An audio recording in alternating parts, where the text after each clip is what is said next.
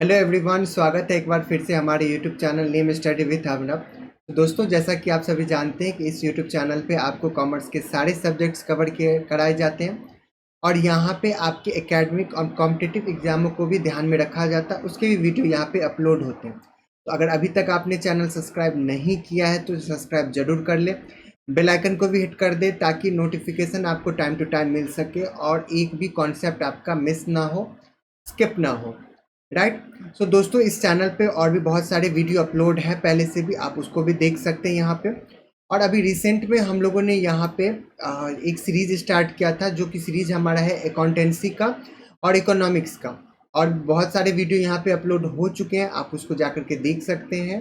और यहाँ पे प्लेलिस्ट में आपके सारे के सारे वीडियो ऑर्गेनाइज्ड वे में मिल जाएगा, आप इस प्लेलिस्ट को चेकआउट जरूर कीजिए। तो बिना वक्त जाए किए स्टार्ट करते आज का वीडियो। तो दोस्तों, जैसा कि आप सभी जानते हैं कि हमने अकाउंटेंसी में बहुत सारी चीज़ें पढ़ लिए थे। हम लोगों ने अकाउंटेंसी में कॉन्सेप्ट्स पढ़ना स्टार्ट किया था। कुछ कॉन्सेप्ट्स यहाँ पे हो चुके थे, जैसा कि बिजनेस एंटिटी कॉन्सेप्ट हमारा हो चुका था। देन हमारा मनी मेजरमेंट कॉन्सेप्ट भी हो चुका था। गोइंग कंसर्न कॉन्सेप्ट में हम लोगों ने देखा और समझा था। कॉस्ट कॉन्सेप्ट, कॉस्ट में हिस्टोरिकल कॉस्ट क्या होता है वो भी हम लोगों ने देखा, जाना और समझा था। राइट। एक्रूल कॉन्सेप्ट भी हम लोगों ने क्लियर कर लिया था। आई जस्ट होप कि यहाँ तक में आपको कोई भी डॉट नहीं हुआ होगा, बट अगर स्टिल कोई डॉट रहता है तो हमेशा की तरह कमेंट बॉक्स में आप कमेंट कर सकते हैं। हम उस पर रिलेटेड वीडियो आपको बना करके जल्द अपने चैनल पे अपलोड करेंगे। सो आज हम लोग स्टार्ट करते हैं इसके नेक्स्ट पार्ट को, जो कि हमारा है ड्यूल एस्पेक्ट्स कॉन्सेप्ट।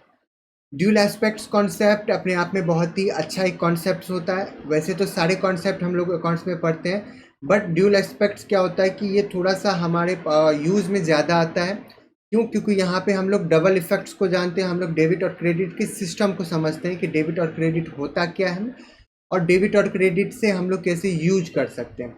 राइट। तो सबसे पहले इसके सब्जेक्टिव मीनिंग को देखते हैं, फिर हम लोग इसके कॉन्सेप्ट को और क्लियर करने की कोशिश करेंगे। तो ड्यूल एस्पेक्ट्स कॉन्सेप्ट, राइट, जैसे कि यहाँ पे लिखा हुआ है कि according to this concept every transactions event has two aspects.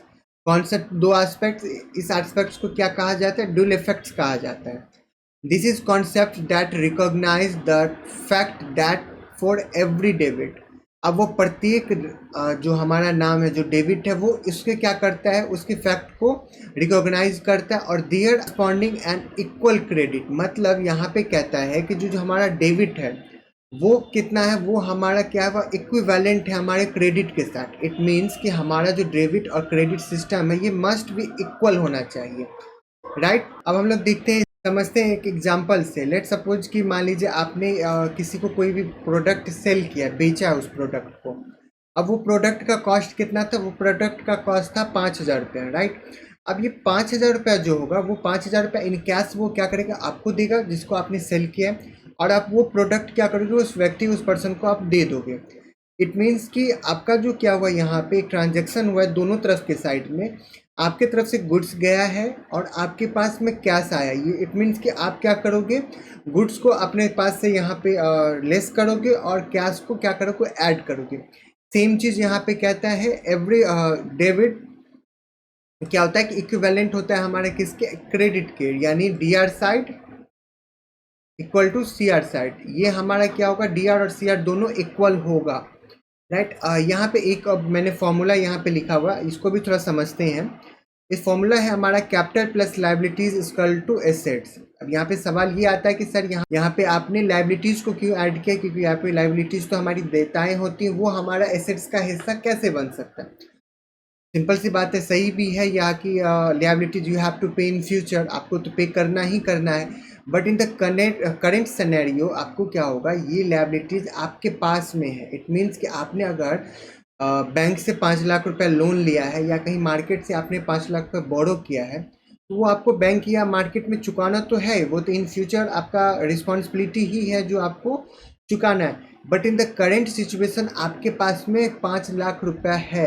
It means कि वो 5 लाख रुपए आप यूटिलाइज कर रहे हो, आप उसको एक्सपेंस कर रहे हो, इन्वेस्ट कर रहे हो, अपने हिसाब से यूज कर रहे हो, जैसे कि आप अपने एसेट्स को यूज करते हो। इसीलिए जो हमारा कैपिटल होता है इन द बिजनेस और जो हमारा लायबिलिटीज होता है, इट मीन्स कि जो बोरोड मनी होती है, यहाँ पे लायबिलिटीज मतलब बोरोड मनी जो भी हमारे पास में होती है वो हमारे इक्विवेलेंट होती है किसके, वो हमारे एसेट्स के बराबर होता है। तो आई जस्ट होप कि ये क्लियर हो, इसमें कोई डॉट नहीं आया होगा। बट अगर स्टिल कोई डॉट आता है तो कमेंट बॉक्स में कमेंट ड्रॉप कीजिए, हम इसको सॉर्ट करने की कोशिश करेंगे। यहाँ पे कंटेंट हिंदी में भी है, आप उसको भी वीडियो पॉज करके देख सकते हैं, समझ सकते हैं। अगर इसके अतिरिक्त कुछ और भी आपको यहाँ पे ऐड करवाना है तो आप कमेंट बॉक्स में ज़रूर बताइएगा।